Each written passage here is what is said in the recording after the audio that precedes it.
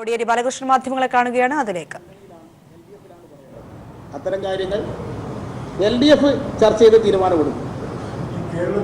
കേരളത്തിലെ രാഷ്ട്രീയ സാഹചര്യം CPM വിലയിരുത്തിയെങ്കിൽ ഈ ശബരിമലയ്ക്ക് ശേഷം ഉണ്ടായിരുന്ന വർഗീയ ധ്രുവീകരണം ഇടതുമുന്നണിക്ക് സഹായകരമാകുമോ അതോ ഇടതുമുന്നണിയുടെ സാധ്യതകളെ എതിരായി മാറും? എന്താണ്? വർഗീയ ധ്രുവീകരണം ഉണ്ടാക്കാനുള്ള RSSന്റെ അജണ്ട ഈ കേരളത്തിൽ നടന്നിട്ടില്ല. അപ്പോൾ വർഗീയ ധ്രുവീകരണം ഉണ്ടായി എന്നുള്ള താങ്കളുടെ വിലയിരുത്തൽ തന്നെ തെറ്റായൊരു വിലയിരുത്തലാണ്. അത്തരത്തിലൊരു വർഗീയ ധ്രുവീകരണം ഉണ്ടാക്കാൻ RSS ശ്രമിച്ചിരുന്നു. ആ ധ്രുവീകരണം ഉണ്ടാക്കാനുള്ള ശ്രമം കേരളത്തിലെ ജനങ്ങൾ പരാജയപ്പെടുത്തിയിരിക്കുകയാണ്. മതനിരപേക്ഷ സമൂഹം എന്നുള്ളത് താർക്കാൻ അവർക്ക് ഇപ്പോഴും സാധിച്ചിട്ടില്ല. ശബരിമലയ്ക്ക് ശേഷമുള്ള സാഹചര്യം പരിശോധിച്ചാൽ ഇടതുപക്ഷത്തിന് നേരത്തെ അനുകൂലമായിട്ട് നിലപാട് സ്വീകരിക്കാത്ത പലരും ഇടതുപക്ഷത്തിൻ്റെ ചേരിയിലേക്ക് മാറിയിട്ടുണ്ട് എന്നതാണ് ഇപ്പോൾ കേരളത്തിൽ വന്നിട്ടുള്ള മാറ്റം. അത് പ്രത്യേകിച്ച് ഈ നടക്കുന്ന തർക്കം യാഥാസ്ഥികരും പുരോഗമന ശക്തികളും തമ്മിലുള്ള ഏറ്റുമുട്ടലാണ് ശബരിമല പ്രശ്നവുമായി ബന്ധപ്പെട്ട് ഇവിടെ നടന്നിട്ടുള്ളത്. യാഥാസ്ഥിക വിഭാഗം എപ്പോഴും പുരോഗമന മൂല്യങ്ങൾക്കെതിരെ നിലപാടുകൾ സ്വീകരിച്ചിട്ടുണ്ട്. അത് ഇത്തവണയും യാഥാസ്ഥിക വിഭാഗമാണ് സ്ത്രീ വിരുദ്ധമായ നിലപാടുകൾ സ്വീകരിച്ചത്. പുരോഗമന പ്രസ്ഥാനം എല്ലാ കാലത്തും സ്ത്രീ പദവി ഉയർത്തുന്നതിന് വേണ്ടിയും സ്ത്രീ പുരുഷ സമത്വത്തിനും വേണ്ടിയാണ് നിലകൊള്ളുന്നത്. ഇന്നത്തെ കാലഘട്ടത്തിലെ ഒരു നവോത്ഥാന മുദ്രാവാക്യമാണ് ലിംഗനീതി നടപ്പാക്കുക എന്നുള്ളത്. അതിൻ്റെ ഭാഗമായി ഇടതുപക്ഷം സ്വീകരിച്ച നിലപാട് ശരിയായിരുന്നു. ആ നിലപാട് എത്ര വോട്ട് കിട്ടും, എത്ര സീറ്റ് കിട്ടുമെന്ന് നോക്കിയിട്ട് എടുത്ത നിലപാടല്ല. എത്ര സീറ്റ് കിട്ടി, എത്ര വോട്ട് കിട്ടി എന്നതിനേക്കാൾ പ്രധാനം ഈ കാലഘട്ടത്തിൽ ഇടതുപക്ഷം സ്വീകരിക്കേണ്ട നിലപാടാണ് ഞങ്ങൾ സ്വീകരിച്ചത്. അത് പുരോഗമന മൂല്യങ്ങൾ ഉയർത്തിപ്പിടിക്കുക എന്നുള്ളതാണ്. യാഥാസ്ഥിക വിഭാഗം എപ്പോഴും അതിനെ എതിർക്കും. ഇത്തവണയും യാഥാസ്ഥിക വിഭാഗം അതിനെ എതിർത്തിട്ടുണ്ട് എന്നതാണ് വസ്തുത. അത് ഞങ്ങൾ കാര്യമാക്കുന്നില്ല.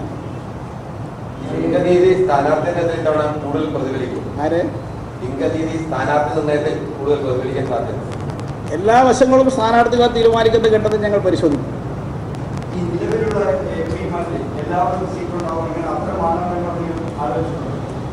ഇല്ല, അത് സംബന്ധിച്ചുള്ള തീരുമാനം ഞങ്ങൾ ഇപ്പോൾ എടുത്തിട്ടില്ല. അത് സ്ഥാനാർത്ഥികളെ സംബന്ധിച്ച് ചർച്ച ചെയ്യുന്ന ഘട്ടത്തിലെ അത്തരം തീരുമാനങ്ങൾ എടുക്കുകയുള്ളൂ. അത് സംബന്ധിച്ച് ഇപ്പം ചർച്ച ചെയ്യാത്തത് കൊണ്ട് ആ ഭാഗം ഞങ്ങൾ പരിശോധിച്ചിട്ടില്ല.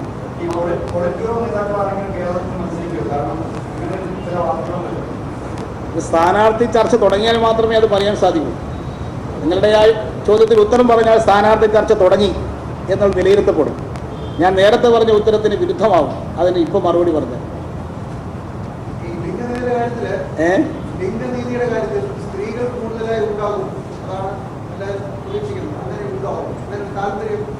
അല്ല, ഇടതുപക്ഷ മുന്നണി എപ്പോഴും സ്ത്രീകൾക്ക് പ്രത്യേക പരിഗണന കൊടുക്കുന്നൊരു മുന്നണിയാണ്.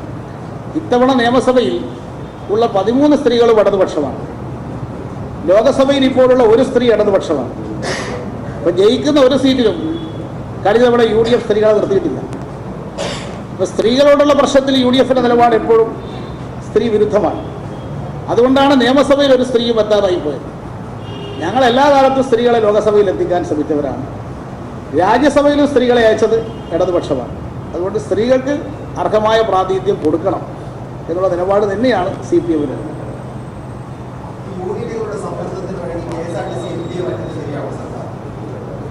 യൂണിയനുകളുടെ സമ്മർദ്ദത്തിന് വഴങ്ങിയിട്ട് ആരെയും മാറ്റാറില്ല. പ്രവർത്തന സൗകര്യം നോക്കി ചില മാറ്റങ്ങൾ വരുത്താറുണ്ട്.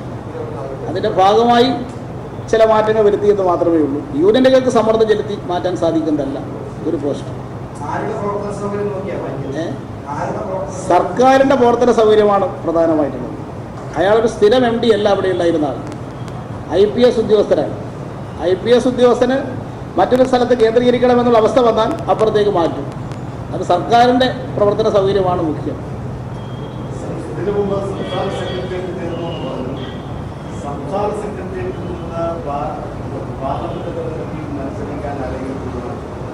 സ്ഥാനാർത്ഥികളുടെ ചർച്ച തുടങ്ങിയാലല്ലേ അത് സംബന്ധിച്ച് ചർച്ച ചെയ്യാൻ പറ്റും. സംസ്ഥാന സെക്രട്ടറിയുടെ അത്തരം പ്രശ്നങ്ങൾ ചർച്ച ചെയ്തെങ്കിൽ ചാറ്റു ഞാനിവിടെ പറഞ്ഞാൽ സ്ഥാനാർത്ഥി ചർച്ച തുടങ്ങിയെന്നല്ലേ ഇതിൻ്റെ അത്തരം. അത് നമ്മളെ സഖാവ് ചോദിച്ച ചോദ്യത്തിന് നേരത്തെ ഉത്തരം പറഞ്ഞില്ലേ? അല്ലേ? മാതൃഭൂമി പറഞ്ഞില്ലേ? ആ പക്ഷേ ഈ 2 ടേമിൽ കൂടുതലുള്ള കാര്യത്തിൽ അതിൽ അങ്ങനെ ഒരു ചർച്ച പാർട്ടിയിൽ വരുന്നത് സീറ്റ് ചർച്ചയൊക്കെ ഇത് എപ്പോഴാണ് അസംബന്ധിച്ച ധാരണ ഉണ്ടാവുക? അല്ല, അതൊക്കെ സ്ഥാനാർത്ഥികളെ തീരുമാനിക്കുമ്പോഴല്ലേ എത്ര ടീം മത്സരിച്ചവർക്ക് കൊടുക്കാം എന്നുള്ള പൊതുമാനദണ്ഡങ്ങളൊക്കെ നിശ്ചയിക്കുന്നത് അതിൻ്റെ ഭാഗമായിട്ടേ പോകുന്നു. ഇപ്പോൾ സ്ഥാനാർത്ഥി ചർച്ച തുടങ്ങാത്തൊരു സന്ദർഭത്തിൽ അത്തരം തീരുമാനങ്ങൾ ഇപ്പോഴും എടുത്തു വെക്കേണ്ട കാര്യമില്ല. ഞാൻ പറഞ്ഞല്ലോ, മാർച്ച് ആദ്യം ഇലക്ഷൻ പ്രഖ്യാപിക്കും. ആ സമയത്തേക്ക് ഇതെല്ലാം തീരുമാനമാവും, സ്ഥാനാർത്ഥികളെ തന്നെ പ്രഖ്യാപിക്കും. പാർട്ടി പോളിറ്റ് ബ്യൂറോ സാധാരണഗതിയിൽ ചില മാർഗനിർദ്ദേശങ്ങൾ നൽകാറുണ്ട്. പോളിറ്റ് ബ്യൂറോ യോഗം ചേരാൻ പോകുന്നേയുള്ളൂ. സെൻട്രൽ കമ്മിറ്റി യോഗം മാർച്ച് ആദ്യം വാരം ചേരും. അതോടുകൂടി എല്ലാ കാര്യങ്ങൾക്കും അന്തിമ തീരുമാനം കൈക്കൊള്ളും.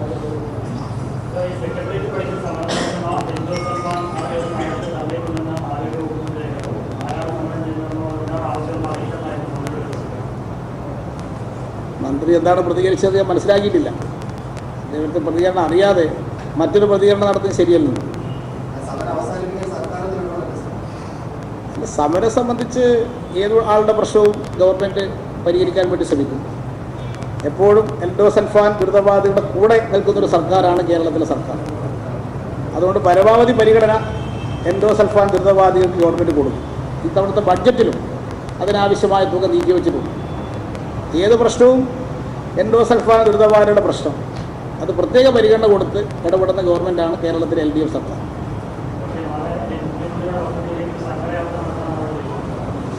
അത്തരം പരിപാടികളൊക്കെ നടത്താനുള്ള അവകാശം എല്ലാവർക്കും ഉണ്ട്. അത് നടത്തുന്ന ആളുകൾ തീരുമാനിക്കേണ്ടതാണ്. സർക്കാർ അത്തരം കാര്യങ്ങളോടൊന്നും മുഖം തിരിച്ചു നിൽക്കാൻ ഉദ്ദേശിക്കുന്നില്ല. ഇത്തരം കാര്യങ്ങളില്ലാതെ തന്നെ അവരുടെ പ്രശ്നങ്ങൾ ഗവൺമെൻറ് പരിഹരിക്കും.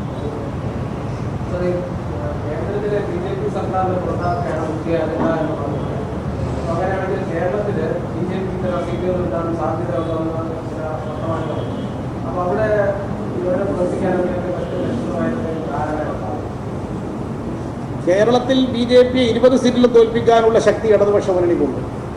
അതുകൊണ്ട് മറ്റുള്ളവരുമായിട്ട് ധാരണയുണ്ടാക്കേണ്ട പ്രശ്നം കേരളത്തെ സംബന്ധിച്ചിടത്തോളം ഉദിക്കുന്നില്ല.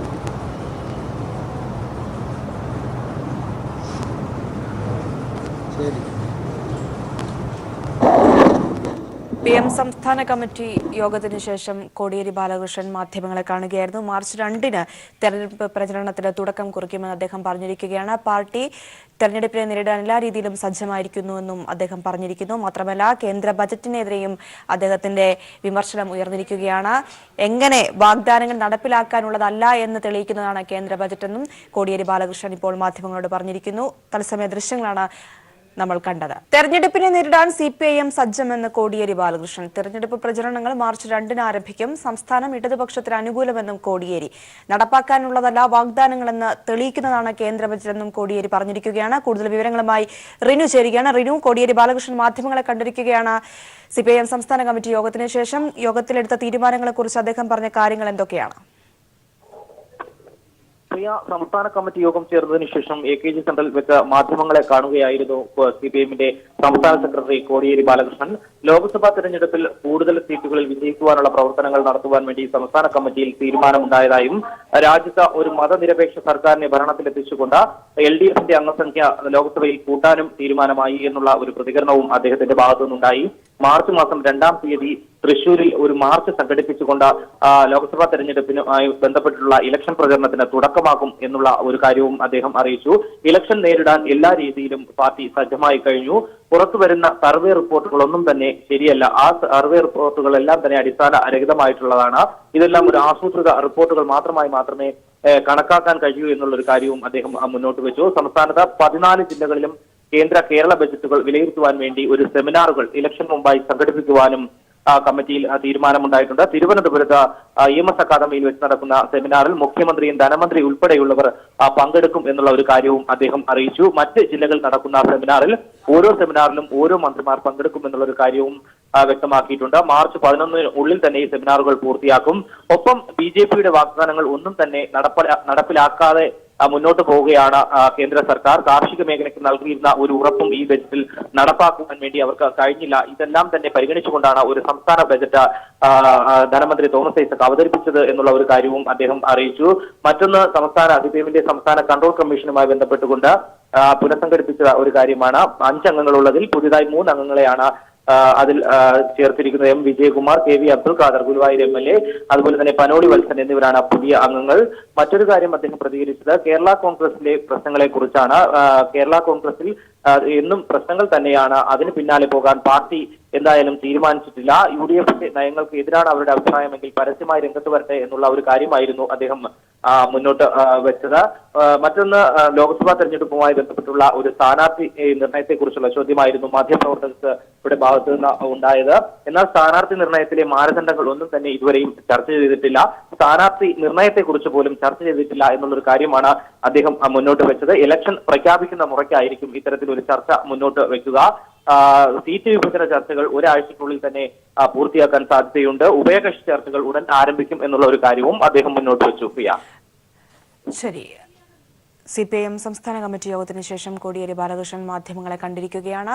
തെരഞ്ഞെടുപ്പിന് പാർട്ടി സജ്ജമെന്നും തയ്യാറെടുപ്പുകൾ ആരംഭിക്കാൻ പോകുന്നുവെന്നും മാർച്ച് 2 മുതൽ പ്രചരണം ആരംഭിക്കുമെന്നും അദ്ദേഹം പറഞ്ഞിരിക്കുകയാണ്. വിശദാംശങ്ങളാണ് റിനു ശ്രീധർ നൽകിയത്.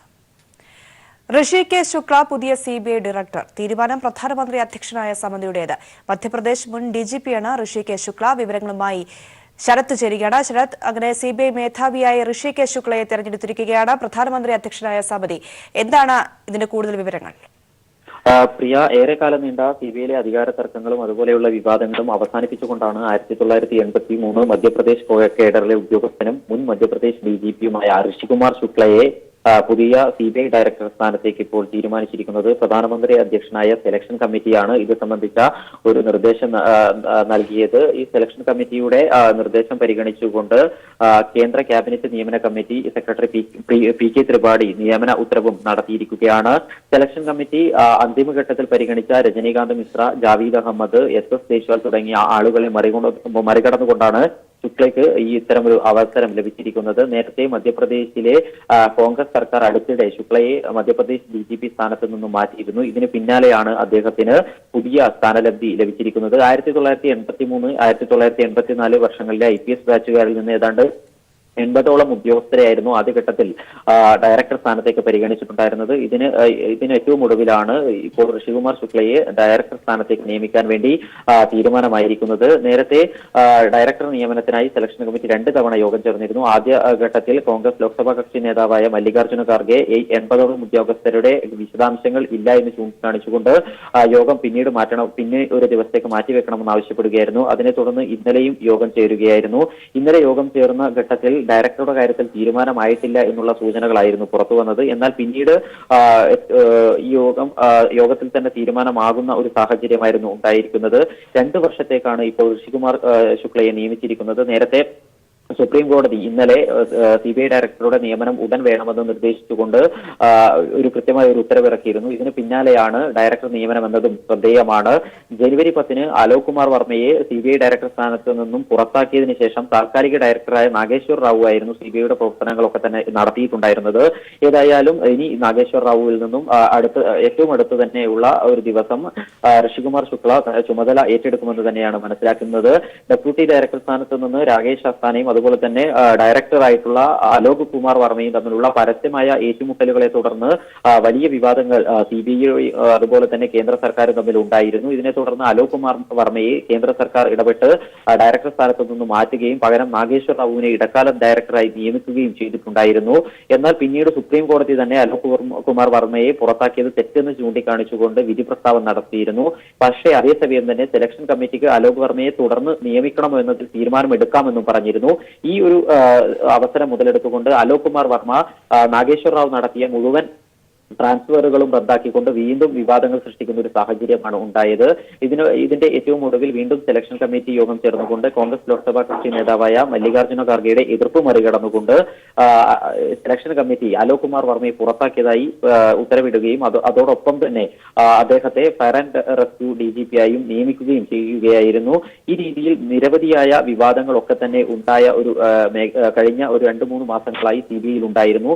ഈ ഒരു ചുമതലയിലേക്കാണ് ഇപ്പോൾ ഋഷികുമാർ ശുക്ല വരാൻ വേണ്ടി പോകുന്നത് നഷ്ടപ്പെട്ടു പോയ ഈ വിവാദങ്ങളെ തുടർന്നൊക്കെ തന്നെ വിശ്വാസ്യത നഷ്ടപ്പെട്ടു പോയ CBIയുടെ വിശ്വാസ്യത തിരികെ പിടിക്കുക എന്നുള്ള ഒരു വലിയ കടമ്പ തന്നെയാണ് ശുക്ലയ്ക്ക് മുന്നിൽ ഉള്ളത്. വിവാദമായിട്ടുള്ള അഗസ്റ്റ വെസ്റ്റ്ലാൻഡ് ഇടപാട്, 2G സ്പെക്ട്രം, കൽക്കരി അഴിമതി, അതുപോലെ PC ചിദംബരത്തിനെതിരായ കേസ്, ICICI മുൻ CEO ആയിട്ടുള്ള ചന്ദ കൊച്ചാറിനെതിരെയുള്ള കേസ്, ഇവയിലൊക്കെ തന്നെ എന്ത് നിലപാടായിരിക്കും ഋഷികുമാർ ശുക്ല സ്വീകരിക്കുക എന്നത് ഏറെ ശ്രദ്ധയോടെ തന്നെ നോക്കിക്കാണേണ്ടതാണ്. പ്രിയ. ഋഷികേശ് ശുക്ല പുതിയ CBI ഡയറക്ടർ. തീരുമാനം പ്രധാനമന്ത്രി അധ്യക്ഷനായ സമിതിയുടേത്. മധ്യപ്രദേശ് മുൻ DGPയാണ് ഋഷികേശ് ശുക്ല. വിവരങ്ങളാണ് ശരത്ത് നൽകിയത്.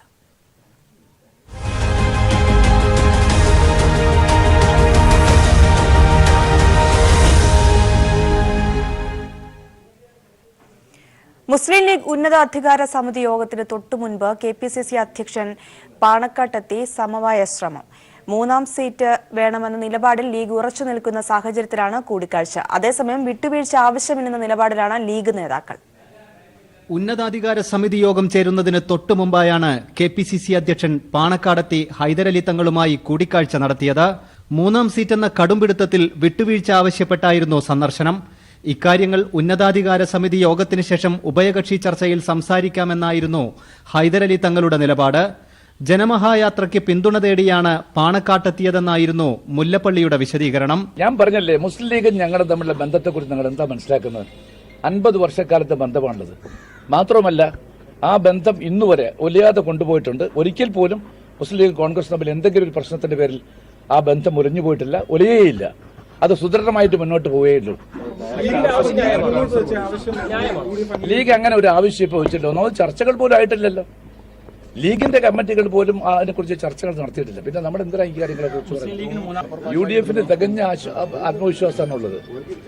ഈ തെരഞ്ഞെടുപ്പ് കേരളത്തെ ചരിത്രത്തിൽ ഇന്നലെ വരെ നടന്ന തെരഞ്ഞെടുപ്പുമായിട്ട് താരതമ്യപ്പെടുത്തുമ്പോൾ ഐക്യ ജനാധിപത്യ കക്ഷിയുടെ ചരിത്രത്തിലെ ഒരു നാഴികക്കല്ലായിരിക്കും ഈ തെരഞ്ഞെടുപ്പ്. ഒരു സംശയം വേണ്ട. 3ാം സീറ്റെന്ന ആവശ്യത്തിൽ നിന്ന് പിന്നോട്ടു പോവേണ്ടെന്ന തീരുമാനത്തിലാണ് ലീഗ് യോഗം അവസാനിച്ചത്. 10-ന് ചേരുന്ന UDF യോഗത്തിൽ നിലപാട് വ്യക്തമാക്കുമെന്ന് KPA മജീദ് പ്രതികരിച്ചു. എല്ലാ കാര്യങ്ങളും ചർച്ച ചെയ്തു. UDF സ്മൂത്തായി പോകേണ്ട കാര്യങ്ങളാണ് ചർച്ച ചെയ്യപ്പെടുന്നത്. അതുകൊണ്ട് ആ രീതിയിൽ കാര്യങ്ങളൊക്കെ 10-ാം തീയതി കറ്റുപകക്ഷി ചർച്ചയിൽ എല്ലാ കാര്യങ്ങളും ചർച്ച ചെയ്ത് തീരുമാനം ഉണ്ടാവും. ആ സമയത്ത് നിങ്ങൾ അറിയും.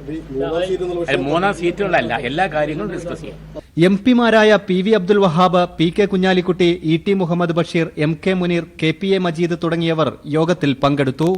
കുഞ്ഞാലിക്കുട്ടിയും KPA മജീദും ഒഴികെയുള്ളവരെല്ലാം 3ാം സീറ്റെന്ന ആവശ്യത്തിൽ ഉറച്ചു നിൽക്കുകയായിരുന്നു. News bureau, Malappuram. 3ാം സീറ്റെന്ന ലീഗ് ആവശ്യത്തെ തള്ളി K മുരളീധരൻ. സീറ്റ് ചോദിക്കുന്നതിൽ തെറ്റില്ല. ലീഗിന് നേരത്തെയും അധിക സീറ്റ് നൽകിയിട്ടുണ്ട്. എന്നാൽ ഇപ്പോൾ സാഹചര്യം വേറെയാണ്. ഏറ്റവും വലിയ ഒറ്റക്കക്ഷിയെയാണ് സർക്കാർ ഉണ്ടാക്കാൻ ക്ഷണിക്കുക. അതുകൊണ്ട് കോൺഗ്രസിന് 1ാമത്തെ കക്ഷി ആകേണ്ടതുണ്ടെന്നും മുരളീധരൻ കോഴിക്കോട് പറഞ്ഞു. സീറ്റ് കൂടുതൽ ചോദിക്കുന്നതിൽ തെറ്റില്ല. മുമ്പ് കോൺഗ്രസ് കൊടുത്തിട്ടുമുണ്ട്. പക്ഷെ ഇപ്പോൾ വന്നൊരു സാഹചര്യം എന്ന് പറയുന്നത് ഏറ്റവും വലിയ കക്ഷിനെയാണ് സ്വാഭാവികമായിട്ടും ഇലക്ഷൻ കഴിഞ്ഞാൽ രാഷ്ട്രപതി ഗവൺമെൻറ് ഉണ്ടാക്കാൻ ക്ഷണിക്കുക. അപ്പോൾ അങ്ങനെയൊക്കെയുള്ള സാഹചര്യത്തിലാണ് കോൺഗ്രസ് 1ാമത്തെ കക്ഷിയായിട്ട് വന്നാൽ മാത്രമേ ഏറ്റവും വലിയ കക്ഷി എന്ന നിലയ്ക്ക് ഒരു ഗവൺമെൻറ് ഉണ്ടാക്കാൻ ക്ഷണിക്കുള്ളൂ. കോൺഗ്രസ്സിന് കൂടുതൽ സീറ്റുകൾ ലഭ്യമാക്കാൻ ഏറ്റവും സഹായിക്കുന്നൊരു സംസ്ഥാനം കേരളമാണ്. അതുകൊണ്ടാണ് ഞങ്ങളുടെ ഒരു പ്രയാസം എന്ന് പറയുന്നത്. പക്ഷെ അതൊക്കെ പരസ്പര ചർച്ചയിലൂടെ ഞങ്ങൾ പരിഹരിക്കും. വയനാട്ടിലെ 3 അതിർത്തിയോട് ചേർന്ന കോഴിക്കോട്, മലപ്പുറം ജില്ലകളിലെ 4 നിയമസഭാ മണ്ഡലങ്ങളും ഉൾക്കൊള്ളുന്നതാണ് വയനാട് ലോക്സഭാ മണ്ഡലം. മണ്ഡല രൂപീകരണത്തിന് ശേഷം 2 തവണയും UDF-നാണ് വിജയം. 2014-ൽ UDF ഭൂരിപക്ഷം കുത്തനെ ഇടിഞ്ഞു. കഴിഞ്ഞ നിയമസഭാ തെരഞ്ഞെടുപ്പിൽ ലോക്സഭാ മണ്ഡലത്തിന് കീഴിലെ 3 മണ്ഡലത്തിൽ മാത്രമാണ് UDF-ന് വിജയിക്കാൻ സാധിച്ചത്. മാറിയ രാഷ്ട്രീയ സാഹചര്യങ്ങൾ LDF-ന് വിജയപ്രതീക്ഷ നൽകുന്ന മണ്ഡലങ്ങളിലൊന്നായി വയനാടിനെ മാറ്റിയിട്ടുണ്ട്. 2009-ൽ നടന്ന ലോക്സഭാ തെരഞ്ഞെടുപ്പിൽ UDF-നെ ഏറ്റവും കൂടുതൽ ഭൂരിപക്ഷത്തിന് വിജയിപ്പിച്ച മണ്ഡലമാണ് വയനാട്. UDF സ്ഥാനാർത്ഥി MA ഷനവാസ് 1,13,439 വോട്ടിന്റെ വൻ ഭൂരിപക്ഷം നേടി വിജയിച്ചു. എന്നാൽ 2014-ലാവട്ടെ 20,870 വോട്ടിന്റെ ഭൂരിപക്ഷം മാത്രമാണ് നേടാനായത്. CPI-യിലെ സത്യൻ മൊഗേരിയായിരുന്നു എതിർ സ്ഥാനാർത്ഥി. കഴിഞ്ഞ നിയമസഭാ തെരഞ്ഞെടുപ്പിൽ ആകെയുള്ള 7 നിയമസഭാ മണ്ഡലങ്ങളിൽ 4-ലും LDF-നായിരുന്നു വിജയം. വീരേന്ദ്രകുമാർ ഇടതുപാളയത്തിലേക്ക് തിരിച്ചെത്തിയതും LDF-ന് പ്രതീക്ഷ നൽകുന്നു. ഇത്തരത്തിൽ രാഷ്ട്രീയ സാഹചര്യമാകെ മാറി. വയനാട് LDFന് പിടിച്ചെടുക്കാനാവുന്ന മണ്ഡലങ്ങളിൽ ഒന്നാണെന്ന നിലയിലേക്കെത്തി കാര്യങ്ങൾ. ഷാനവാസ് ഫസ്റ്റ് സമയത്ത് മത്സരിച്ച ഭൂരിപക്ഷം പിന്നീട് വളരെ കുറവായിട്ടുണ്ട്. നിയമസഭാ തെരഞ്ഞെടുപ്പിൽ LDFന് മുന്നേറാൻ സാധിച്ചിട്ടുണ്ട്. തിരിച്ചുപിടിക്കാൻ കഴിവുണ്ട് LDFന് ഇപ്പോൾ ഈ സാഹചര്യത്തിൽ എന്നാണ് ഇപ്പോൾ മൊത്തത്തിൽ തോന്നുന്നൊരു അഭിപ്രായം. നിലവിലെ സാഹചര്യത്തിൽ മണ്ഡലത്തിൽ CPI സ്ഥാനാർത്ഥി തന്നെ LDFൽ നിന്ന് മത്സരിക്കാനാണ് സാധ്യത. വിജയസാധ്യത പ്രതീക്ഷിച്ച് UDFലെ പല നേതാക്കളും വയനാട് സീറ്റിൽ കണ്ണുവച്ചിട്ടുണ്ട്. നിലവിൽ T Siddique, VV Prakash, MM Hasan, Shanimol Usman എന്നിവരുടെ പേരുകളാണ് ഉയർന്നു കേൾക്കുന്നത്. എന്നാൽ ആ വിശ്വാസത്തിൽ വാസ്തവമില്ലെന്നാണ് കാര്യങ്ങളും കണക്കുകളും സൂചിപ്പിക്കുന്നത്. കഴിഞ്ഞ ലോക്സഭാ തെരഞ്ഞെടുപ്പിൽ MI ഷാനവാസിന്റെ ഭൂരിപക്ഷം കുറഞ്ഞതും നിയമസഭാ തെരഞ്ഞെടുപ്പിലെ LDF മുന്നേറ്റവുമെല്ലാം ചിത്രം വ്യത്യസ്തമാക്കുന്നു. അതുകൊണ്ട് തന്നെ ലോക്സഭാ തെരഞ്ഞെടുപ്പിൽ സ്ഥാനാർത്ഥി നിർണയം മുതൽ എല്ലാം നിർണായകമായേക്കാവുന്ന കടുത്ത മത്സരം തന്നെയാണ് വയനാട്ടിൽ നടക്കുക. കഴിഞ്ഞ തെരഞ്ഞെടുപ്പിൽ UDFന്റെ ഭൂരിപക്ഷം കുറയ്ക്കാൻ സാധിച്ച ആത്മവിശ്വാസത്തിലും ശക്തമായ സ്ഥാനാർത്ഥി നിർണയത്തിലൂടെയും വിജയം തന്നെ ലക്ഷ്യമാക്കിയാണ് LDF മത്സരത്തിനിറങ്ങുന്നത്. നിലവിൽ 13,06,141 വോട്ടർമാരാണ് മണ്ഡലത്തിലുള്ളത്. അനൂപ് കയാർ, വയനാട്. ശാസ്ത്രബോധത്തെ യുക്തിരഹിതമാക്കാൻ രാജ്യത്ത് ശ്രമം നടക്കുന്നതായി മുഖ്യമന്ത്രി. ശാസ്ത്രത്തെ ഹൈന്ദവത്കരിക്കാനും അന്ധവിശ്വാസം വളർത്താനും ശ്രമം. പ്രളയത്തിൽ നഷ്ടപ്പെട്ട ജൈവസമ്പത്ത് തിരിച്ചുപിടിക്കണമെന്നും മുഖ്യമന്ത്രി പിണറായി വിജയൻ. അക്ഷയതൃതീയ, മാന്ത്രികേലസ്, ബാധയൊഴിപ്പിക്കൽ, കമ്പ്യൂട്ടർ ജാതകം, ഓജാ ബോർഡ്, ഫെങ്ഷൂയി, ഇങ്ങനെ പലതും നമ്മുടെ നാട്ടിലും പറന്നു പിടിക്കുകയാണ്. നമ്മുടെ നാട് പുലർത്തിപ്പോന്നിരുന്ന ശാസ്ത്രബോധവും യുക്തിചിന്തയും എവിടെയോ വെച്ച് കൈമോശം വന്നിട്ടുണ്ട്. ശാസ്ത്രാവബോധമുള്ള തലമുറ ഏതൊരു നാടിൻ്റെയും സമ്പത്താണ്. അവർക്ക് മാത്രമേ നാടിനെ പുരോഗതിയിലേക്ക് നയിക്കാനാവൂ.